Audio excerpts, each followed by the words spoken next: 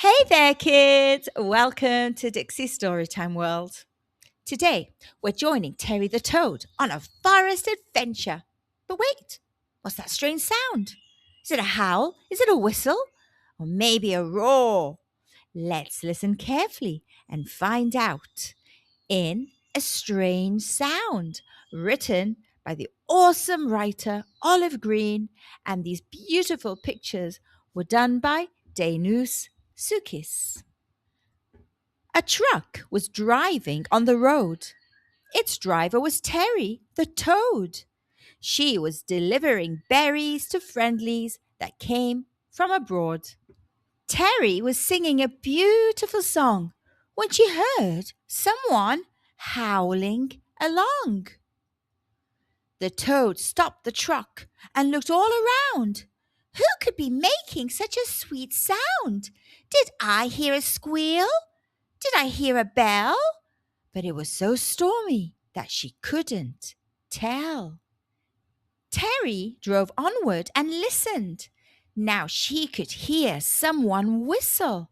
The gates at the railroad crossing came down. Who could be making such a nice sound? She waited a while, but heard nothing else. No whistles, no howls, no squeals, and no bells.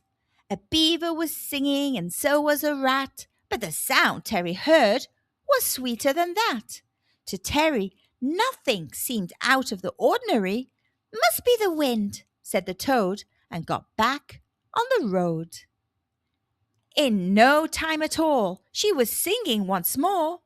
Then she heard someone quietly snore. It wasn't the ocean or hovering birds. It was a sound of unusual words. Weef, weef, waff, waff, peef, peef, paff, paff. Terry stopped and got out to explore, but the sounds also stopped like before.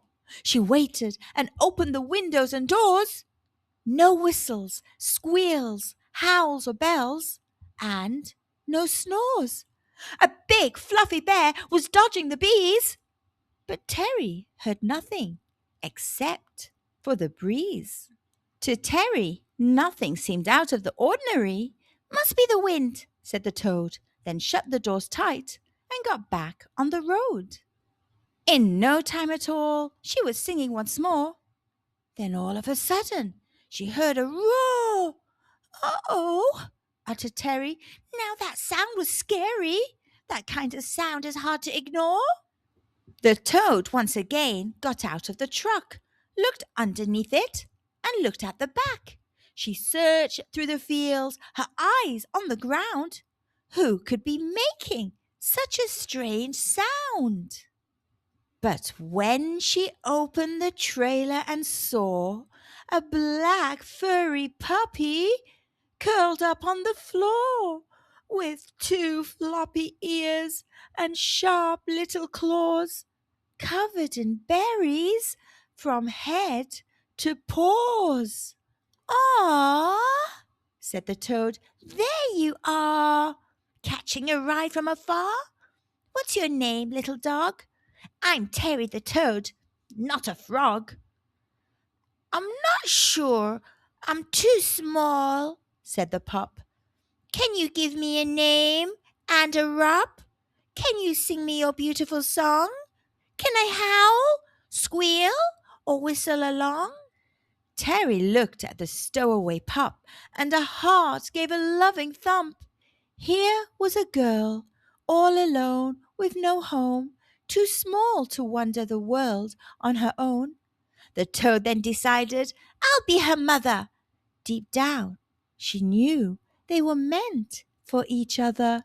She took a deep breath and let out a sigh. It was the toad's turn to reply. "You can howl and squeal all you want," said a very emotional toad. "Sit with me while I think of a name. I will give you a rub and we'll play.